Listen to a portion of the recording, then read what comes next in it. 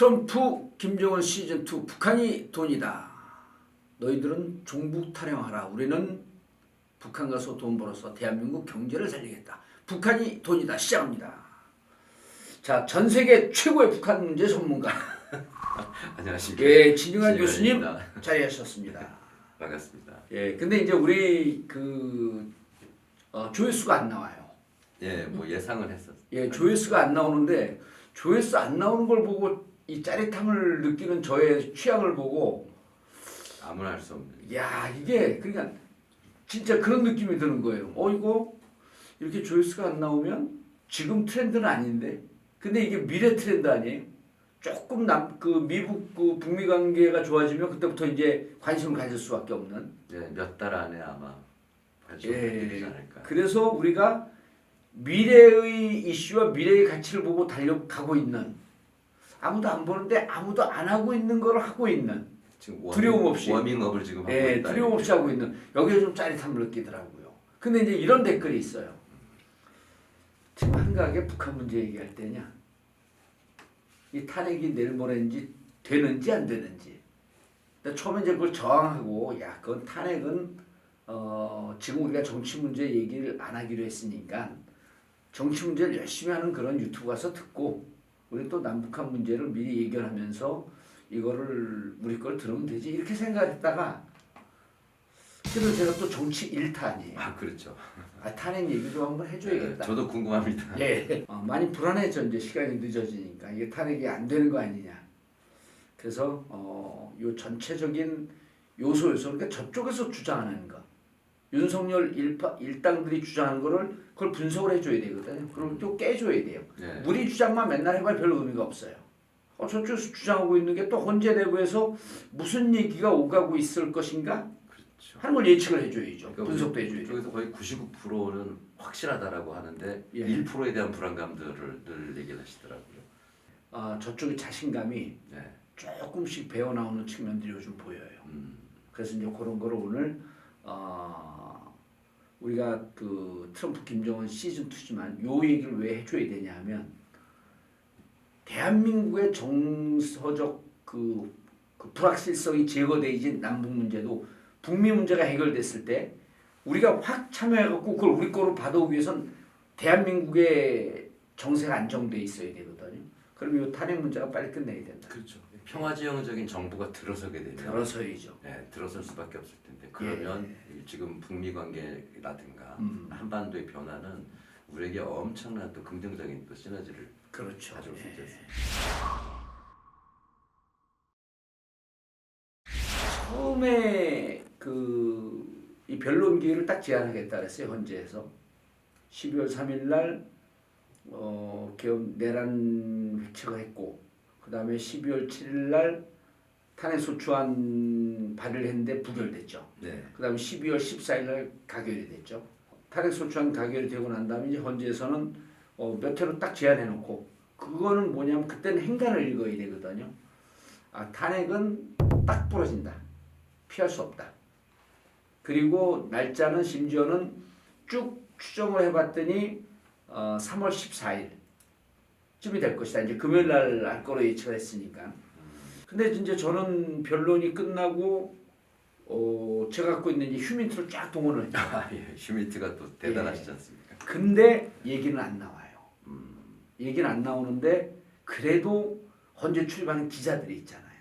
기자들 중에 요 이제 소스는 우리가 어떻게 나왔는지 말씀드리면 안 되고, 평의가 평이라고 그러거든요. 네. 평이라는데 현재 재판관들끼리 논의하는 구조를 평이라고. 평이라고 하는데, 요게 이제 헌재를 좀 알아야 되는데 이렇게 된다. 지금 이 판결문을 누가 쓰냐면 정형식 그 재판관이 써요. 회의 주제는 문영배 재판관이 하고, 이 사례에 대해서 판결문을 쓰는 것은 정형식 재판관이 써요. 아, 그렇군요. 예, 구조가 이렇게 좀 다릅니다. 근데 정형식 재판관은 아시다시피 보수적인 시각이에요. 4명의 재판관이 있어요. 정형식, 그 다음에 김형두, 김복형, 조한창. 이 민주당 의원들한테 이 8명 이름 물어보면 모르는 사람들이 반 이상입니다. 이분들 다 알아야 돼요. 석양은. 이 4분은 고등법원 부장판사 출신이에요. 그럼 고등법원 부장판사라고 하면 적어도 재판을 10,000건 이상 했다. 재판은 귀신들입니다. 그럼 실력파들이야. 그런데 정영식 재판관이 판결문을 쓰는데 본인이 쓰겠습니까? 본인이 흐름만 잡아주고 밑에 있는 연구관들이 쓰죠. 회의 주제는 문영배 그 소장 대행이 하고 판결문은 정영식 재판관이 하는 판결문을 쓰는데 만약 정영식 그 재판관이 소수 의견이다. 그러면 다수 의견으로 넘어갑니다. 판결문 쓰는 게. 그러니까 다수 의견에서 쓰게 돼 있어요. 그게 이제 헌재의 구조입니다. 이런 구조를 좀 알아야 돼요. 그런데 흘러나오는 얘기들이 2월 말 첫 평이 들어갔을 때부터 평이가 녹록지 않다. 그러니까 평이가 녹록지 않다라고 하는 것은 추정컨대 7대 1이나 6대 1로 나오면은 그 6명을 확보했기 때문에 그냥 갑니다. 그때 언론에서 이제 오보들이 나오기 시작을 해요. 7대 1이나 6대 2여서 만장일치로 가려고 설득을 하고 있다. 그렇죠. 재판관들께서도 소수 의견 쪽에 서 있기도 상당히 부담스럽지 않습니까? 그렇죠. 이런 거를 이제 뭐 국가의 미래 관련한데 나는 그래도 끝까지 소수 의견을 고집하겠다. 이런 분들이 생각외로 많지는 않아요. 네. 예. 그리고 이제 그 두고두고 또 이제 또 이게 비판받을 소지도 있고. 그런데 그때 소수 의견이 있어서 이게 좀 설득하느라고 늦어진다라고 보도는 나왔지만 그래서 그 보도 쓴 사람을 또 그 기사 쓴 사람 제가 또 일일이 확인해봤죠. 소스냐 뇌피셜이냐. 소스라고 얘기를 못해요. 그래서 이거는 그분들은 정확하게 취재된 게 아니라 본인들의 뇌피셜을 쓴 거구나. 굉장히 보완을 철저히 한다고 그러던데요. 철저히 하죠. 하물며 결과는 연구관들조차 모르죠. 진행한다. 예, 모르죠. 근데 제가 조합해본 정보로는 이거 결과 무관하게 평의가 쉽지 않다. 그건 어떤 의미입니까? 쭉 이러면 증거에 대해서 하는데 증거를 얘기하다 보면 대충 나오잖아. 요 정도쯤이면 탄핵으로 가겠다 안 가겠다라고 하는데 탄핵으로 가는 여정이 녹록치가 않다 이런 얘기들이 흘러나오는 이런 정보들이 캐치가 되는 거예요. 근데 저희가 상식적으로 그 재판 과정을 보면 예. 위헌 소지가 너무 많죠. 보이지 않습니까? 한두 개가 아닌데. 근데 이제 그 탄핵을 혹시 반대하는 사람들이 있으면 이렇게 얘기할 수 있어요. 위법 위헌한 소지는 있으나 파면으로 갈 정도는 아니다. 위헌은 파면이죠. 파면이죠. 무슨 그런 말도 안 되는 이게 이제 국힘 쪽에서 주장하는 그렇게 거예요. 주장하는 분들이 있더라고요. 그러면 야, 이 사람들은 도대체 뭘 먹고 사는 사람들이 예, 위헌 위법은 위헌인데 내가 잘못했으나 용서해라라는 얘기잖아요. 정도죠. 정도가 그러니까 위헌의 소지는 있으나 뭐 탄핵까지 파면까지 갈 정도는 아니다. 전 그게 심각하다고 보는 게 예. 헌법을 아주 뭘처럼 취급을 하는 것 같아요. 헌법이라는 건 이건 목숨과도 바꿀 수 없을 만큼 소중한 국가의 그렇죠. 틀이거든요. 예. 그걸 어겼는데도 용서해줘야 된다고 얘기하는 건 그럼 국가 기강을 다 무너뜨리겠다는 얘기거든요. 그러니까 이제 그런 거가 지금 국회에서 주장하는 거 아니에요? 지금 이제 그쪽의 주장을 또 보면은 이런 게 있죠. 절차상의 문제가 있다. 절차상의 하자가 있다. 이런 주장도 이제 해요. 그러면서 전체적으로 보면 어쨌든 3월 14일 날짜가 3월 14일 날로 만약에 갔으면 그럼 이제 탄핵이죠, 그거는. 근데 지금 상황에서 보면 여전히 요것도 혹시 나중에 문제 제기하지 않을까? 요것도 문제 제기하지 않을까라고 하는 이제 요소를 몇 가지를 보면 이게 이제 언제 불이 확 붙었냐면 직위원 판사가 구속 취소를 하면서 그때 썼던 이제 판결문들이 절차상의 그 하자예요. 그것도 이제 그 논란의 여지가 많거든요. 그리고 형사소송법을 보면 구속 일자를 시간으로 한 적은 한 번도 없어요. 시간으로 아니하며라고 써 있던데요. 예. 형사소송법에 날짜예요, 그러니까. 날로 한다고 예, 그러니까 그러니까- 명확히 돼 있던데. 그러니까 그런 걸 갖고 지금 그 판사 내부에서도 문제 제기를 하고 검사 내부에서도 문제 제기를 하니까 여기에 반대되는 의견을 갖고 있는 사람들은 이게 그 웬 찬스냐 그러고 그 문제를 딱 제기를 하는 거죠. 그리고 국힘 쪽에서 보게 되면 그 문제를 제기를 하는데 네 가지쯤 제기를 해요. 네. 첫 번째가 뭐냐면 내란죄 뺀 거예요. 내란죄를 뺐잖아요. 그러니까 국회에서 표결할 때 내란죄로 탄핵소추안을 가결을 했는데 내란죄를 빼면 다시 표결해야 되는 거 아니야? 이건 언론도 그쪽은 저는 뭐 오랫동안 우리가 공론으로 했습니다만 예. 위헌이냐 아니냐를 빨리 심사하기 위해서 예. 형사소송법에 해당되는 내란은 일단 제껴놓고 예. 위헌만 빨리 보자라고 하는 취지에서 뺀 거잖아요. 그게 이제 민주당이 판단했던 거죠. 상식적인 거 아니겠어요? 맞는 거죠, 그거는. 그리고 이거를 그 시간을 끌면 끌수록 국론이 분열이 되니까. 자, 그래서 어쨌든 내란죄 뺀 거라고 하는 문제를 제기하고 국힘에서 이제 궤변을 하고 있잖아요. 내란죄 뺐으니까 다시 표결해야 된다. 궤변이죠. 12명이 찬성한 애들도 또 그 의원들도 그 얘기를 해요. 그다음에 이제 두 번째가 뭐냐면 이제 윤석열 변호인단이 주장하는 거예요. 두 번째가 2020년 개정된 형사소송법에 따르면 공범이라고 할지라도 공범의 그 피의자 신문 조서 그걸 증거로 채택하면 안 된다. 왜 그걸 증거로 채택하고 있냐? 그러니까 그 검찰에서 이 사람들 다 그 신문 조서를 한단 말이에요. 보통 이제 이게 죄 그 공판 중심주의라고 그걸 인정하면 그걸 증거로 채택하면 안 된다. 김영경 국방부 장관이라든가 예. 그런 동조자들 예. 같이 했던 공범들 예. 그 사람들이 검찰에서 또는 공수처에서 그 주장했던 증거들 피의자 신문 조서에 누가 봐도 명백한 위헌이고 그렇죠. 이런 것들을 증거로 채택하지 말아 주십시오. 그러니까 이제 그거는 형사소송법에는 액면은 그대로 나와 있어요. 예를 들었고 내가 이제 그 기소돼 갖고 검찰에서 쭉 그 피의자 신문 조서를 작성을 해요. 그럼 법정에 와갖고는 판사가 묻습니다. 자, 피의자 신문 조서한 거 증거로 받아들일까요, 말까요? 동의합니까, 부동의합니까? 그럼 우리 변호사가 검찰에서는 조사 받는데 좀 위압적으로 조사받았고 뭐 말 실수할 수도 있으니까 증거 동의 못합니다. 그리고 그 신청을 그 증거를 못 받거든요. 그러려고 이분들이 헌재에 와가지고는 김영현 장관이나 이상민 장관이나 이진우 수방사령관이나 입 닫고 있었던 거예요. 그렇죠. 말 안 하고. 예, 그렇죠. 그러니까 헌재에서는 자기들이 발언한 것만 증거로 채택해달라 이러면서 입을 딱 닫고 있어. 검찰에서 말한 걸 하지 말아 주십시오 이런 거죠. 그렇죠. 그리고 지금 와갖고 윤석열 쪽에서 뭐라 그러냐면 왜 그 사람들 검찰에서 한 얘기를 증거로 쓰냐? 그걸 증거로 쓰면 안 된다. 이 주장을 해요. 어쨌든 저쪽 주장 정리하고. 그다음 이제 세 번째가 뭐냐면 곽종근 예. 수방 특전사령관. 예. 곽종근이 회유당했다라고 하는 거를 보수 언론에서 보도를 한번 해요. 예. 그 저기 친구들한테 얘기했다. 얘기 들었다고. 박종건 사령관 그렇게 얘기했죠. 그렇죠. 그리고 곽종근 사령관의 직접 워딩을 따지도 않아요. 그다음에 이제 홍장원. 예. 홍장원이 제기한 그 수첩에 예. 필적이 예. 홍장원의 필적이 아니라 박선원 의원의 필적이라는 거예요. 예. 그래서 이것도 증거가 오염됐을 가능성이 있다.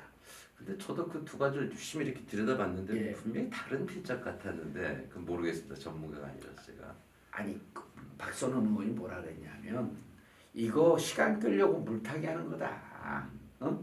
요거를 갖고 헌재 내부에서 이런 게 증거의 세 번째, 네 번째 증거가 오염됐을 가능성. 예. 첫 번째, 두 번째는 절차상에 하자. 이런 것 때문에 논의가 잘 진행이 안 되고 있다. 이 주장을 지금 하고 있는 겁니다. 참 하나도 납득이 안 되는. 납득이 안 돼요. 자, 그러면 이제 처음부터 봐요. 처음부터 내란죄를 뺐어요.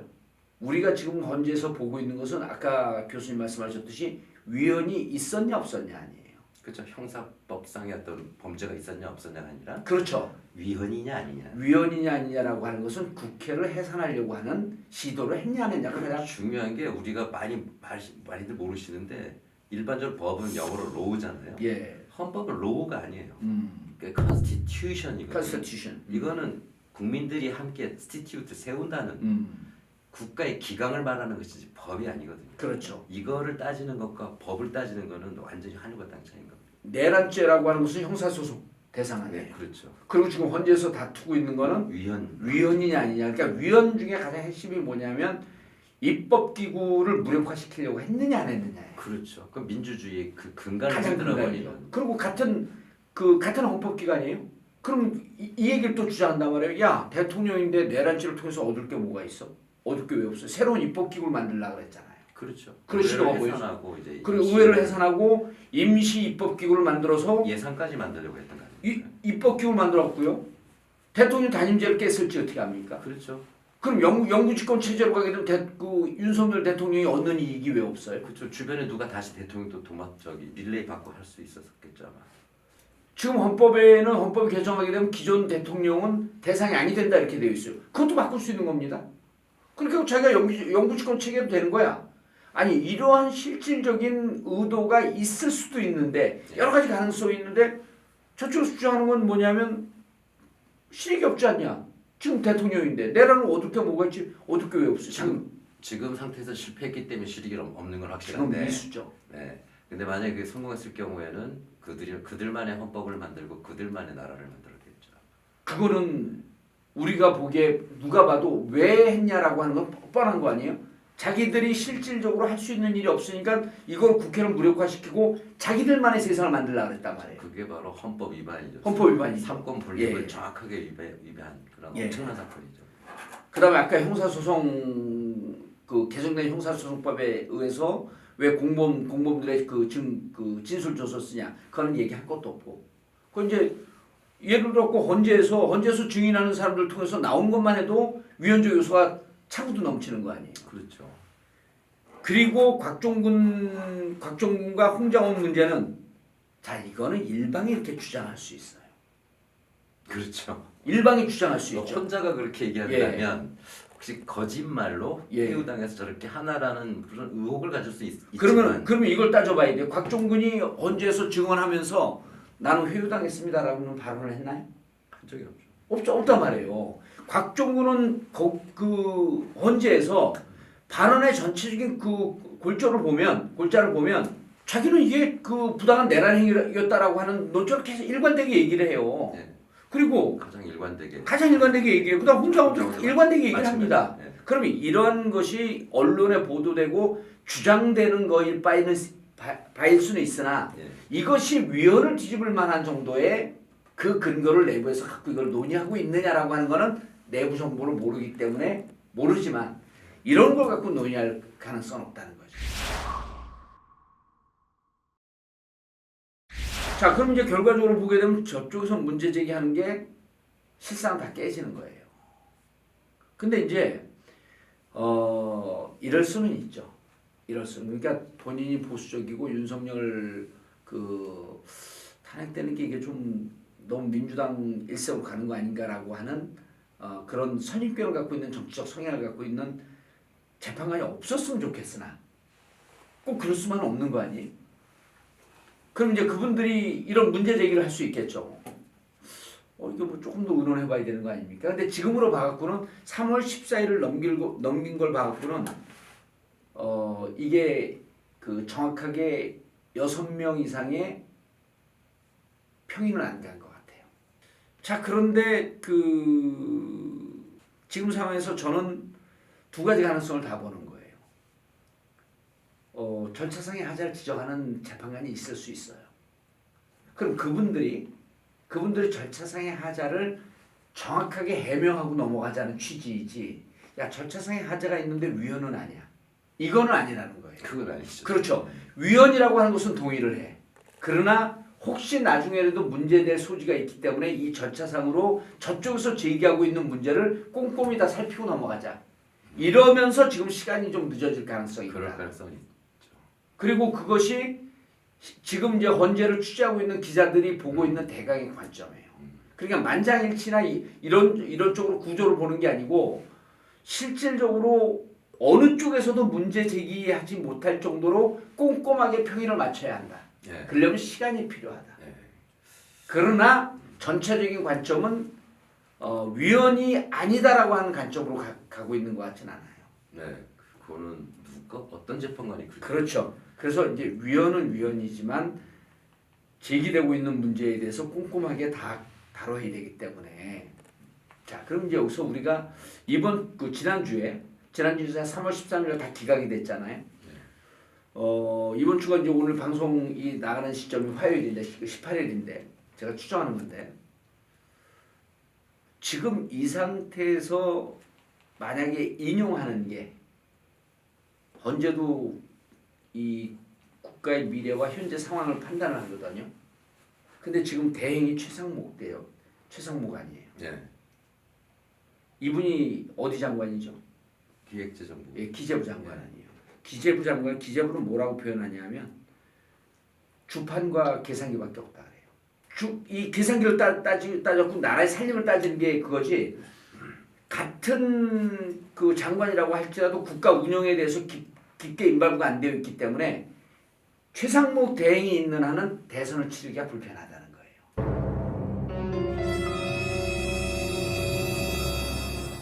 자, 지금 나가는 사진을 보게 되면 저게 2007년도 제가 머리가 막 열심히 빠질 때 모습입니다. 머리 빠지신 분들, 특히 윤석열 정권 탄핵 때문에 스트레스 받으시는 분들 머리 많이 빠집니다. 저 때의 저 머리와 지금의 제 머리를 비교해 보시고 네이버에서 나라모 검색해서 나라모 열심히 드시다 보면 여러분도 풍성한 모발을 자랑할 수 있습니다. 한 3개월 정도 드시면 그때부터 효과가 좀 나오고요. 뭐 일주일 먹었는데 안 난다 그러면 안 납니다. 일주일 먹어갖고. 네, 한 3개월 정도 드시다 보면 제가 이것저것 다 해봤는데 역시 나라모가 최강이다. 그리고 40여 가지 식물 공유로 했기 때문에 특히 걱정하는 남성 건강에도 전혀 영향이 없다. 그래서 나라모 네이버 검색해 주시기 바라겠습니다. 감사합니다. 같은 그 장관이라고 할지라도 국가 운영에 대해서 깊게 임발부가 안 되어 있기 때문에 최상목 대행이 있는 한은 대선을 치르기가 불편하다는 거예요. 그건 어떤 의미라고요? 전체 국가 조직을 운영해 본 경험이 없는 거예요. 예. 인력을 갖고 예를 들어 행안부 장관이면 대선을 치를 수가 있어요. 그러니까 불편하다는 건 지금 여당 입장에서 그렇다는 얘기인가요? 아니 국가 운영적 관점에서 보면 그러면 그렇긴 하겠죠. 예, 국가 운영적 관점에서 보면 국가 운영의 실무, 손발, 물리적 실무를 해본 사람들이 있어야지 대선을 치른다는 거야. 그럼 무슨 말씀이냐면 앞으로 관전 포인트는 한덕수가 언제 들어오냐를 좀 봐야 되는 거예요. 뭐 이런 얘기하면 이제 우리 지지자들은 좀 기분 나쁘겠지만 한덕수도 이제 기각 가능성이 좀 높을 거라고 지금 보고 있단 말이에요. 기자들은. 근데 이제 한덕수가 기각되면 우리로서는 불편하긴 하지만 한덕수를 돌려놓는 것은 대선을 치르자는 얘기예요. 그럼 한덕수가 기각돼서 돌아오는 순간을 그 포인트를 딱 보면 탄핵 인용이 코앞으로 왔다. 그럼 여든 야든 특히 민주당 입장에서 봤을 때도 한덕수 같은 사람이 종합적으로 국가를 운영해본 경험이 있으니까 예. 그런 분들이 들어와서 대선을 운영하는 게 훨씬 더 낫다 이렇게. 그게 이제 헌재에서 보는 관점일 거라고 보는 거예요. 그렇게도 해석이 되는 거예요. 예, 이해가 되시죠? 네, 좀 이해가 됐습니다. 이 기사는 어디도 안 나왔어요. 네, 생각도 못했습니다. 예, 그래서 기재부 장관이나 이제 그 얘기를 해준 분에게 제가 이렇게 얘기를 해봐요. 기재부 장관이나 혼자 치르는 게 아니지 않냐. 다 다른 장관들하고 함께 치르는 건데 그러나 무슨 얘기를 하냐면 그래도 컨트롤 타워의 역할은 중요합니다. 전체적으로 보면 대선은 그 상수로 보는 게 맞다. 지금 다 그렇게 생각하시는 그렇죠. 것 같아요. 예. 그 탄핵도 아까 말씀드렸듯이 그러면 이제 지금 그렇게 주장하는 분이 뭐 굳이 숫자까지 얘기하면 한 세 번쯤 주장하겠죠. 그러니까 이제 평행이 안 이루어진다라고 하는 건 물리적으로 딱 이렇게 보면 돼요. 6명이 아직 확보가 안 됐다. 6명이. 그 민주당에서 지금 마은혁 임명이 된다라고 주장을 하고 있잖아요. 그럼 마은혁까지 들어오면 6명 확보됐다라고 하는 거는 한 5명 정도는 인형적으로 완전히 가 있고 3명이 좀 디테일한 문제를 제기하면서 시간을 좀 끌고 있는 거 아니냐. 요점 보이고 한덕수가 들어와도 제가 보기에는 마은혁 재판관에 임명을 안 할 것 같아요. 마은혁 임명을 하게 되면 시간이 또 늘어집니다. 근데 이제 요것도 봐줘야 돼요. 윤석열 변호사가 뭐라 그랬냐면 그 변론 기일을 제기하지 않겠다. 재개 신청하지 않겠다 그랬거든요. 네.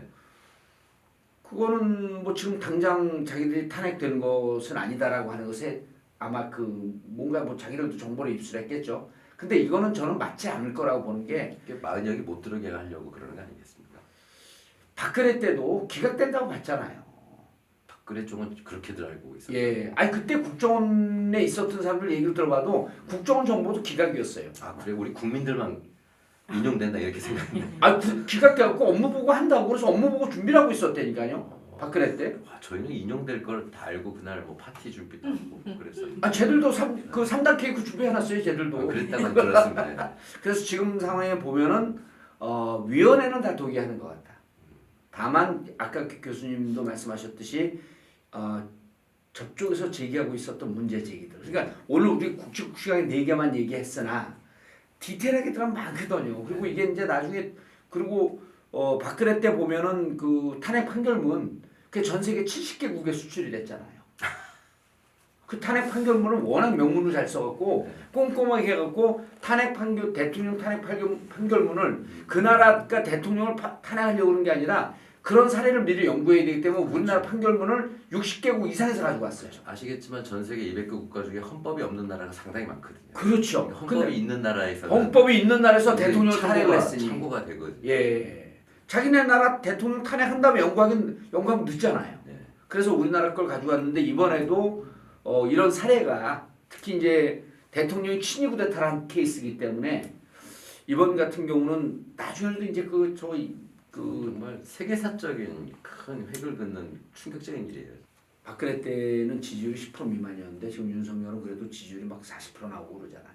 네, 물론 뭐 그 여론을 그때 고지고대로 받아들이기 어려운데 그래도 현실적으로 한 30%만 낸다고 하더라도 이게 그 탄핵 인용 불복으로 나가잖아요.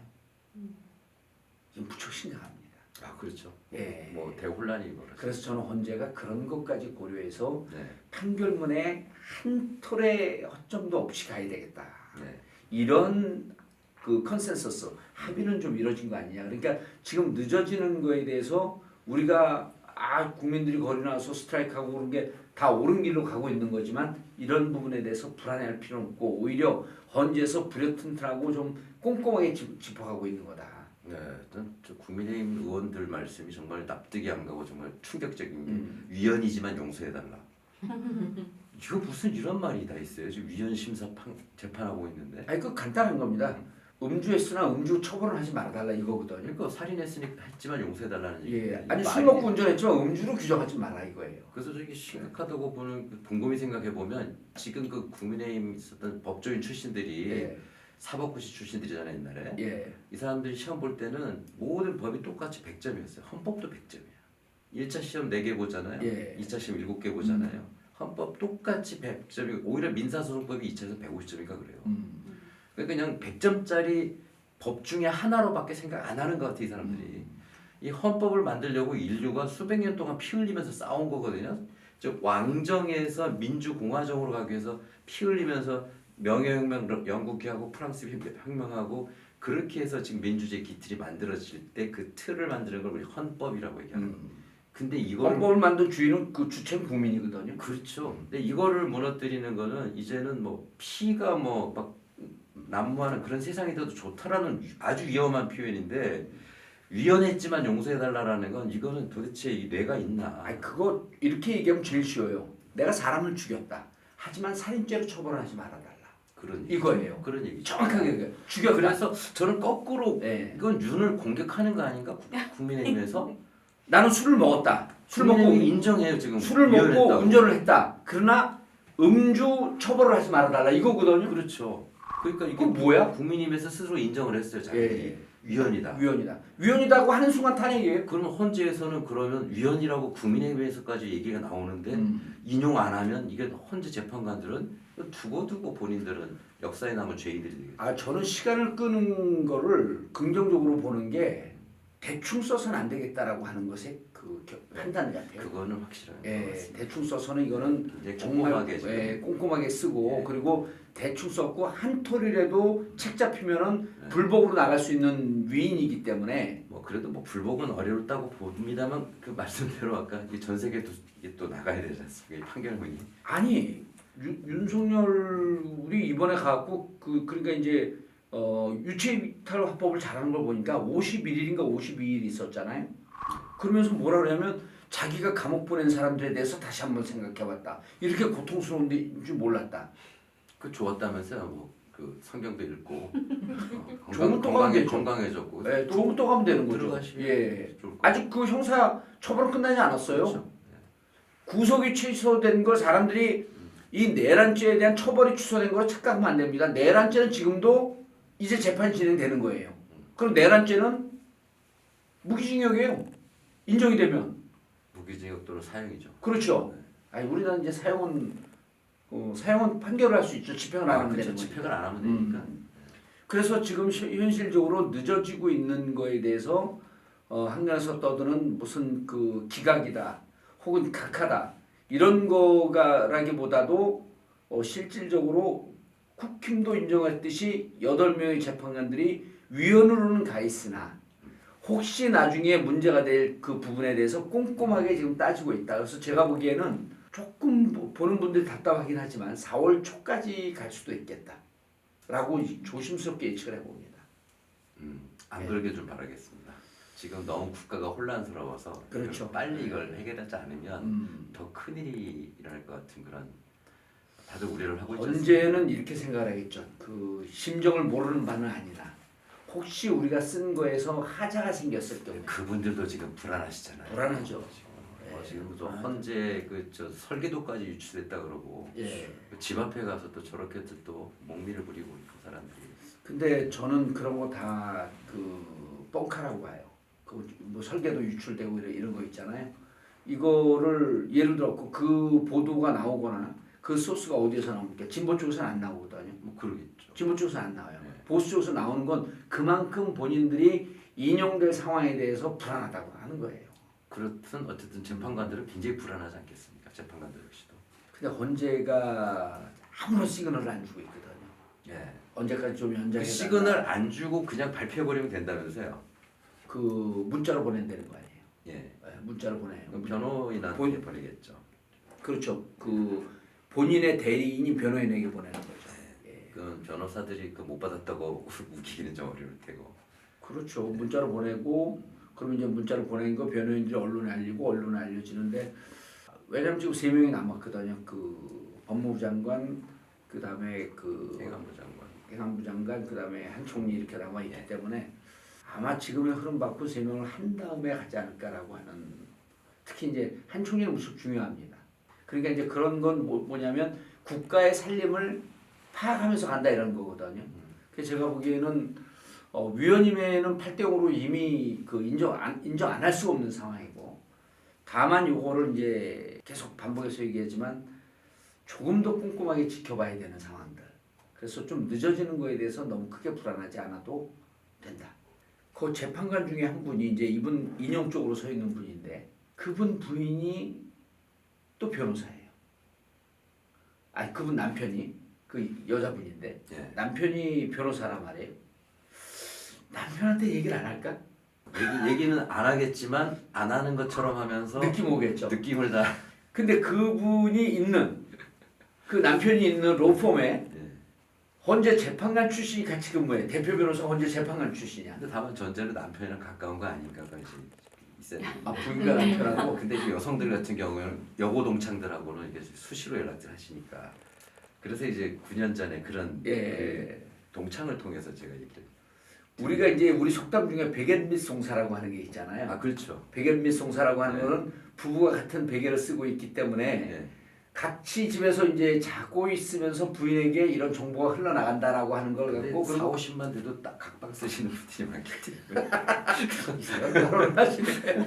그래서 그 여성 재판관의 남편이 변호사인데 그 변호사가 근무하는 로펌에 또 전직 헌재 재판관 출신이 있단 말이에요. 그런 분들을 통해서 뭔가 느낌이 흘러나오진 않을까. 분명히 나올 수밖에 없을 것 같습니다. 예. 그 흘러나온 느낌이 저한테까지 오지 않았을까. 이런 거는 우리가 얘기할 수 있을 것 같아요. 내부에서 그런 문제로 인해서 논의가 길어지고 있다. 그러니까 위헌이냐 아니냐, 인용이 할 거냐 말 거냐라고 하는 걸 갖고 길어지는 게 아니라 아주 디테일한 문제를 갖고 연구관들도 보라고 하지만 이게 재판관들도 그 부분에 대해서 협의를 하거든요.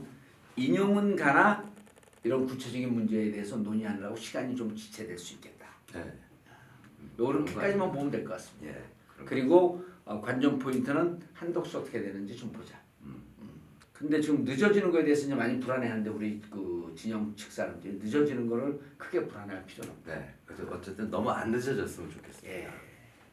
이것으로 우리 정치 얘기 안 하려고 그랬는데 이게 이제 한반도 정세의 안정화를 위해서. 역시 그 시간 가는 줄 모르고 얘기 들은 것 같습니다. 예. 시간 얼마 안 갔어요. 한 15분 간 것 같아. 네?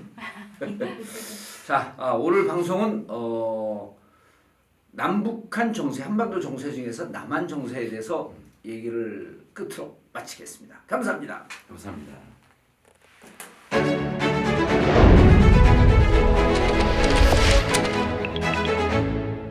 트럼프 김정은 시즌 2 북한이 돈이다. 너희들이 종북 타령할 때 우리는 북한 가서 돈 벌어. 대한민국의 경제를 살리겠다. 대한민국 경제를 살리는 방송 북한이 돈이다. 시작하겠습니다. 자, 대한민국 최고의 북한 문제 전문가 진희관 교수님 자리하셨습니다. 저는 통일학 정봉주 박사입니다. 축하드립니다. 예. 제가 어제 부산에 있는 우리 그 인제대 박사님들하고 통화하면서 의원님 그렇게 그러더라고 전화하니까 그래서 앞으로 정 박사라고 불러주십시오. 박사님으로. 예, 박사님. 그때 끝날 때쯤 되니까 의원하고 박사하고 오는 게 더 높은 거예요. 그래서 내가 둘 다 민간인입니다. 그랬죠. 근데 박사들은 서로 만나서 꼭 박사라고 부르더라고요. 그렇죠. 다른 호칭이 없는 경우는 특별히 그렇습니다. 아, 박사면서도 아주 좋은 뭐 장관이시던가 뭐 이러면 김현철 장관. 네, 그럼 장관님으로. 김현철 장관은 학교에서 교수님이라 그래, 장관님이라 그래요? 학교에서 주로 이제 학생들은 교수님이라고 하죠. 예. 그리고 근데 동료 이제 저는 장관님이라고 불러줘요. 왜냐면 다른 데서 혹시 못 들으실까봐 별로. 어쨌든 그래서 이제 저는 이제 박사보다도 특박사라고 불러주세요. 좀 특별한 박사라고. 정 박사가 특박사. 그걸 특시로 박죠. 뭐 심사도 여러 번 하셨고 오래 다니셨고. 참 이게 인제대 통일학과 그 박사학위 얻기가 따기가 쉽지가 않은데. 예, 누구든 도전해 주시면 잘 지도해드리도록. 잘 지도해서 계속 떨어뜨리겠습니다. 저희는 어쨌든 꼭 졸업하시도록 도와드립니다.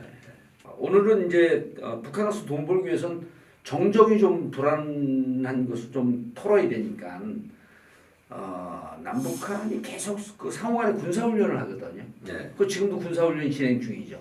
예. 시작했나요? 예, 지금 하고 있죠. 예. 우리한테 알려지기로는 옛날에는 이제 키 리졸브 훈련이라고 많이. 키리졸 훈련이요. 그게 지금 자유의 방. 그 훨씬 전에 팀 스프리트 훈련이 팀 있었고. 스피리트가 있었고 예. 뭐 70년대 80년대 예. 팀 스피리트가 있었고 키 리졸브가 했었고 그게 3월달에 하는 훈련인데 지금 자유의 방패, 그러니까 프리덤 쉴드, 왜 쉴드 친다고 하잖아요. 예. 쉴드 친다, 프리덤 쉴드를 그 윤석열 정부 때부터 하고 있는데, 프리덤 쉴드. 네, 프리덤 쉴드를 약 2주간에 걸쳐서 큰 훈련을 5일, 4일 나눠가지고 방어 훈련 5일 하고 나서 이제 3월 말 되면 반격 훈련을 또 4일을 하거든요. 그렇죠. 전제는 북이 먼저 공격을 해왔다. 공격해 왔을 때 전면전으로 반격하는 걸 훈련하는 거거든요.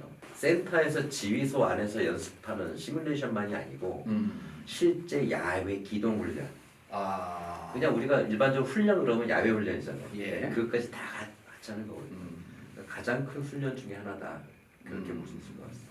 그 문재인 정부 시절에 그 한미 군사훈련은 이제 시뮬레이션 중심으로 하니까 그때 이제 국힘 야당들이 무척 비판했잖아요. 무슨 전쟁 게임 하냐? 왜 현장 훈련을 하지 않냐?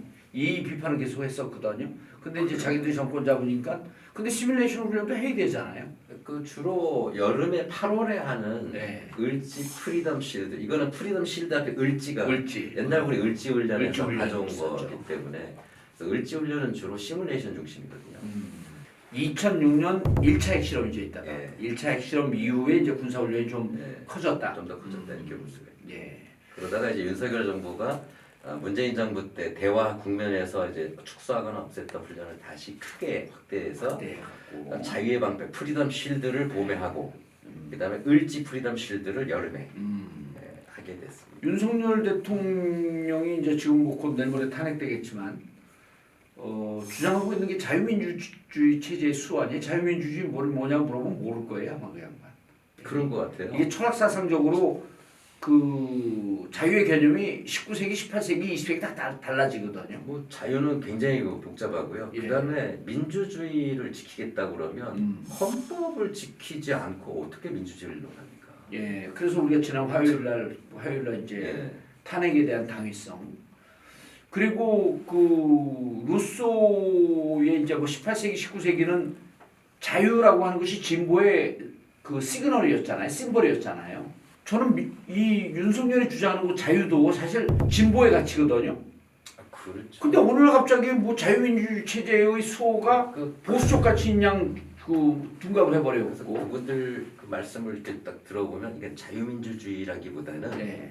그냥 북을 비판하고 반북하는 것, 또 반중하는 것 여기에 모든 가치가 응집되어 있는데 그걸 자유민주주의라는 잘못된 말로 표현하는 맞습니다. 그래서 너희들은 종북 빨갱이 종북한다고 빨갱이 한다고 비판하고 있을 때 우리는 북한 가서 돈 번다. 얼마나 의미 있는 방송입니까? 아 근데 그렇죠. 근데 또 기가 막힌 게 그 이번에 그 노상원이었나요? 예. 그 수첩에 보면은 북한하고 딜을 해가지고 뭘 주고 예. 우리 쪽 인사들을 예. 처리하는 걸 논의하겠다고 수첩에 써 있잖아요. 그렇죠. 그쪽 뭐 용역업체인가? 과거 실제로 있었던 그 1996년 4.11 총선 때 총풍 사건, 총풍 사건, 북풍 사건. 돈 주고 북한한테 총 쏴달라고 한 사건. 예. 휴전선에서 좀 그게 국지전 재판으로 다 확인됐지 않습니까? 실제로 그때 판문점에서 북한이 총을 쐈거든요.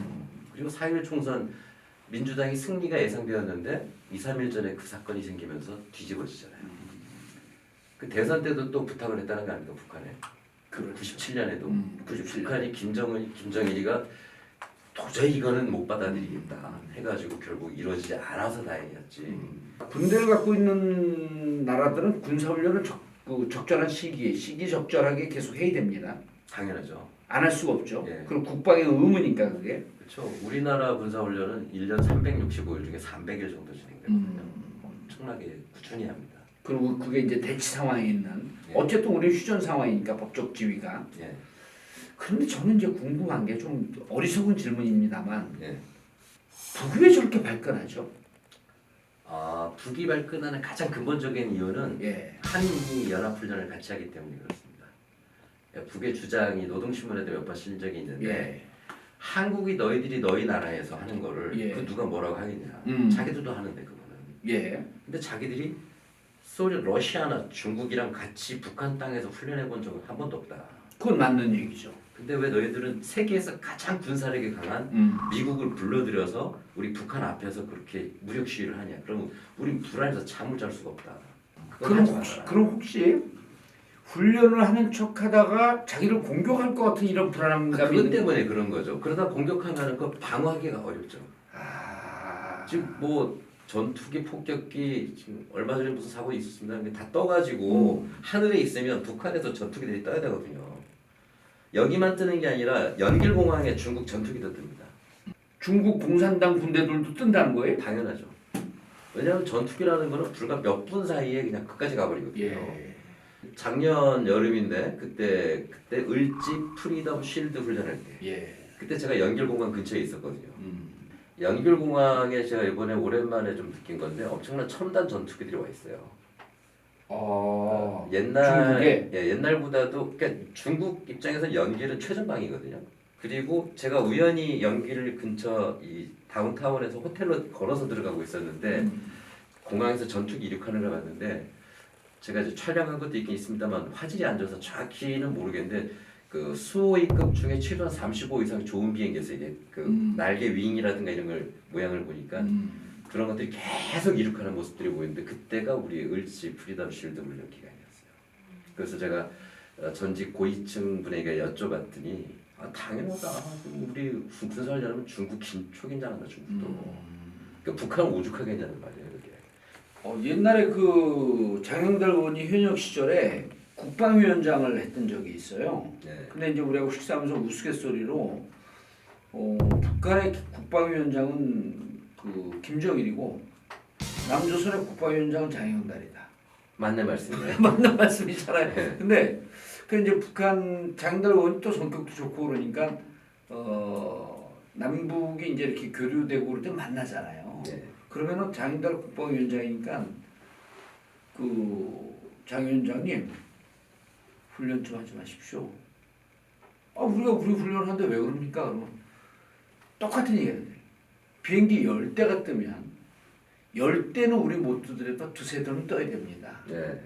에너지가 없습니다. 네. 에너지가. 그 항공유도 별로 없고. 에너지가 없어서 네. 그거 한번 뜨면 인민이 굶어 죽습니다.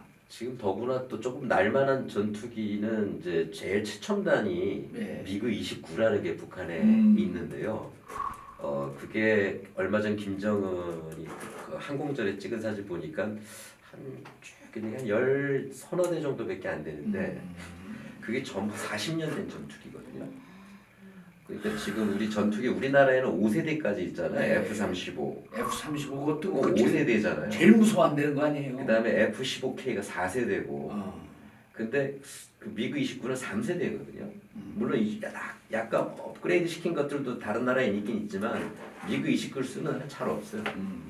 근데 그게 최첨단이에요. 그게 최첨단이라고. 김정은이가 처음 집권해가지고 공군절 같은 때 시찰할 때 보니까 미그 21 옆에 있더라고요. 그리고 저희 전투기 대구에서 뜨는 F-15K 같은 경우나 뭐 해미에서 뜨는 F-16도 마치 KF-16도 그렇습니다만 독일에서 수입되고 최근에 한국형으로 만든 타우루스 그 공대지 미사일이 있거든요. 예. 이게 500km 밖에서 사정거리 오차 범위가 500km 밖에서 쏴도 5m도 안 돼요. 이야. 그 완전 정밀 타격을 하네. 파괴력이 이게 TNT 500km 막 이렇게 되거든요. 아. 그러니까 예를 들면 북한의 지도자를 공격하겠다라고 마음 먹으면 그건 쏘면 죽었다고 봐야 돼요. 그 정도로 두려워하죠. 두려움은 두려움대로 또 두고 예. 이제 그 광고는 광고대로 좀 듣고 예. 가겠습니다. 자, 지금 나가는 사진을 보게 되면 저게 2007년도 제가 머리가 막 열심히 빠질 때 모습입니다. 머리 빠지신 분들, 특히 윤석열 정권 탄핵 때문에 스트레스 받으신 분들 머리 많이 빠집니다. 저 때의 저 머리와 지금의 제 머리를 비교해 보시고 네이버에서 나라모 검색해서 나라모 열심히 드시다 보면 여러분도 풍성한 모발을 자랑할 수 있습니다. 한 3개월 정도 드시면 그때부터 효과가 좀 나오고요. 뭐 일주일 먹었는데 안 난다 그러면 안 납니다. 일주일 먹어. 예, 한 3개월 정도 드시다 보면 제가 이것저것 다 해봤는데 역시 나라모가 최강이다. 그리고 40여 가지 식물 공유로 했기 때문에 특히 걱정하는 남성 건강에도 전혀 영향이 없다. 그래서 나라모 네이버 검색해 주시기 바라겠습니다. 감사합니다. 이제 교수님이 그 전에 한번 인용하고 그래서 이제 제가 그 책을 아주 좀 감동 깊게 봤는데 그레이엄 앨리슨의 예정된 전쟁. 근데 예정된 전쟁은 좀 쉽게 읽히는데 문제는 예정된 전쟁을 보려면은 펠로폰네소스 전쟁사를 같이 두고 봐야 돼. 이거는 누가 언제 뭐 했고 처음부터 끝까지 계속 800페이지를 그냥 어디서 뭐 하고 싸우고 근데 보다 보면 또 재밌어요 그게. 또 워낙 유명한 책이긴 합니다만 저 한동훈 전 대표가 공항 갈 때 그 빨간 하드카바 펠로폰네소 전쟁 이렇게 딱 들고 갔잖아요. 일부러 제목 보이게. 그러니까 나는 펠로폰네소스 전쟁사를 그 친구가 왜 봤을까 하는 생각을 하는데 사실은 펠로폰네소스 전쟁사가 유명해진 거는 예정된 전쟁 때문에 유명해진 거 아니에요? 투키디데스의 함정이라고 하는 얘기가 더 유명해졌죠.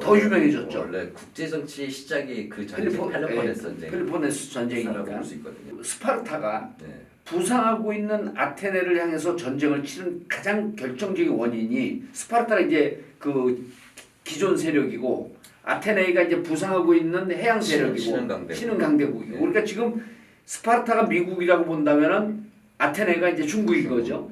기성 강대국이 신흥 강대국이 부상한 걸 보면서 이 부상하는 거로 인해서 우리가 주도권을 잃을 것 같은 두려움이 전쟁의 원인이다. 공포. fear. 이걸 딱 표현하더라고요. 이 두려움이 원인이다. 그러니까 지금 남한의 우리 그 대한민국이 한미 연합 훈련하면 북이 갖고 있는 두려움이라고 하고 있는 것은 2500년 전쟁사를 보게 되면 전쟁의 핵심적인 원인인 거거든요. 갖고 생겨나는 두려움이라고 하는 게. 그러니까 나는 도대체 왜 저들이 저렇게 항상 발끈하면서 저렇게 문제제기를 할까. 근데 이제 교수님한테 말씀을 드리니까 이 두려움이라고 하는 거는 한 나라를 뒤집어 엎는 거거든요. 그게 지도자들의 두려움이라고 하는 게. 그렇죠. 우리 훈련의 목표에 대해서 아직 우리가 뭐 방어 훈련으로만 알고 있지만 북한의 주장이긴 합니다만은 북한의 핵시설 원점 타격하는 걸 이번에 훈련하는 걸로 핵시설의 원점 타격. 예. 그리고 지금 우리나라에 들어와 있는 미국의 전략 자산을 보면은 항공모함 칼비슨도 들어와 있고요. 예. 그다음에 핵 잠수함 중에 알렉산드리아호라고 이거는 로스앤젤레스급 잠수함인데 여기에 핵 미사일을 12개를 싣고 다니거든요. 그만 핵 그냥 순항 미사일이 12개가 들어가 있고 그다음 하나만 더 말씀드리면 이제 B-1B 랜서 폭격기 유명하죠. 지난 그 국군의 날 열병식에도 왔었던 랜서 이거는 마 2.5로 날아다녀요. 그리고 폭격기가요? 네, 폭격기가 마 2.5인데 안에 핵폭탄을 한 20개 넘게 싣고 다닐 수가 있거든요. 이걸 죽음의 백조라고도 와, 맞아. 죽음의 백조 하니까 기억이 나네. 부르는데 이게 괌에서 오는데도 뭐 한반도까지 2시간 좀 난치타면 와버리거든요. 근데 이번 훈련에 이런 미국의 핵 전략 자산들이 오랜만에 총출동해요. 가장 규모가 좀 큰 훈련 중에 하나다 이렇게 볼 수가 있죠. 막 탄핵 이전부터 뭔가 대북 강경 모습을 보이려고 하는 윤 정부의 준비 속에서 요청. 예, 그래서 이렇게 된 게 아닐까. 왜냐하면 항공모함 한번 시동 거는 게 이게 쉬운 게 아니거든요. 미리 결제 다 받고 이래야 되는데 시동만 걸면 몇 억이라는데요. 그렇죠. 그 한때 들은 얘기 이제 K-35가 이제 우리 들여온 지가 불과 뭐 10년 남짓 안 됐잖아요. 그 F-35. F-35. 예. F-35 들어올 때 북한이 그렇게 신경질적인 반응을 아주 그 민감한 반응을 보였다 그러더라고요. 그렇더라고요. 예. 역시 그 스텔스에 대한 두려움이 또 있는. F-35는 스텔스 기능이 있나요? 네, 5세대 전투기들은 스텔스 기능이 있어야 5세대라고 예. 부르는데 미국이 만든 것 중에는 F-22하고 F-35 두 개인데 F-22는 어느 국가도 안 팔죠. 그러니까 미국만 쓰는 미국만 있고 가장 무서운 실질적으로 K-35는 F-35. 아니 F-35는 예. 쓱 평양 상공을 갔다 와도 모른다는 얘기가 있는데 그거 맞습니까? 저공으로 날아서 혹시라도 눈에 띄면은 볼 수 알 있을지 수 모르지만 있지만 근데 주로 야간 훈련을 해버리면 색깔도 시커멓잖아요. 그리고 고공 비행이잖아요. 그래서 고공으로 갔다가 거기서 폭격하고 와버리면 알 수도 없고 그다 폭격을 당해도 우리가 몰랐다고 말도 못해요. 창피해서. 그러니까 이번에 그런 비행 그 전투기들이 참여하니까 얼마나 불안하겠어요. 지금 모든 전투기가 다 참여하고 있거든요. 그럼 지금 북한뿐만 아니라 연길 공항이나 이런 중국도 지금 초긴장 상태다. 뭐 중국이 뭐 긴장도는 잘 모르겠지만 예. 거기 또 나름 힘이 있는 데니까. 예. 그래도 연길공항은 비상사태죠. 비상사태죠. 그리고 연길 공항까지 우리나라 그 어디입니까 그 사드에서 예. 사드 설치된 데서 다 보고 있는 거 아니에요, 사실은. 그 가동화면은 볼 수는 있는데 레이더가 그쪽을 향해야만 되는데 그렇게 하고 있는지 모르겠어요. 왜냐하면 그거는 지금 비공개 아니에요. 향하게 되면 상대 측에서도 알게 되거든요. 상주. 그래서 아무튼 지금 연길, 그다음 심양공항, 뭐 일부 이런 군사기지들은 다들 지금 비상사태라고 보시면 되죠. 예. 3월 말까지. 지금 하고 있는 훈련이 자유의 방패. 근데 난 계속 이제 교수님 그 말씀 들으면서 생각한 게 네. 프리덤 쉴드라고 하는 용어는 맞는 용어예요. 자유의 방패라는 말이. 자유의 방패. 네. 아니 원래 정확하게 되면 뭐 프리덤 디펜스라든지 네. 이렇게 돼야 되는 거 아닌가? 프리덤 쉴드 좀 이상한 용어 같아. 네. 미국 애들이 이해를 할까 모르겠네. 윤석열이 만들라 그랬겠죠 아마. 그렇겠죠. 지 마음대로 그냥. 네. 알겠습니다. 이 훈련은 근데 이번에 김여정이 뭐라고 그 논평을 하지 않았나요? 김여정은 일찌감치 3월 초에 예. 논평한 게 있습니다. 아까랑 비슷한 그런 취지인데 왜 이렇게 강력한 훈련, 어느 때보다 더 강력한 훈련을 하는가 거기에 대한 불만들에 대한 얘기죠. 좀 말을 좀 자극적으로 만들진 않았나요 이번에는? 제가 쭉 살펴봤는데 예. 말이 자극적이진 않아요. 와. 네. 그럼 김여정의 마지막 문장을 보면 예. 의지와 능력을 시험하려 들지 말아야 한다. 그것은 매우 위험한 일이다. 점잖아요. 참 점잖네. 점잖아요. 예. 김여정이 요즘 돌을 닦는지 않고 아니 뭔가 미국과 이게 뭔가 그러니까 네트워킹이 있다는 얘기겠죠. 트럼프에 대한 비난을 일절하지 않고 있고요. 그리고 국방성 외무상에 대해서도 나오는 것들 지금도 쭉 보니까 비판을 하되 예. 과격하지 않고. 예. 이 군사훈련 하는 거에 대해서 우리 대한민국 국민들이 불안해하는 사람 일도 없잖아요. 우리는 그렇죠. 든든해하는 분들이 더 그렇죠. 연평도에 계신 분들도 불안해하지 않는데 우리가 뭐 이런 걸 통해 갖고 군사적 모험을 감행할 정도로 우리가 어리석은 나라가 아니잖아요. 그렇죠. 예. 그럼 너무 불안해하지 말고 중국도 너무 불안해하지 마라. 의례적인 훈련이다. 또 대한민국의 군사력이 얼마나 강한지 그냥 좀 살짝 느껴봐라. 알겠습니다. 자, 오늘 방송은 여기까지 하겠습니다. 감사합니다. 감사합니다. 나라모 나라모 내 머리 나라모 나라모 나라모 먹으면 나라모 탈모엔 나라모 내 머리 나라모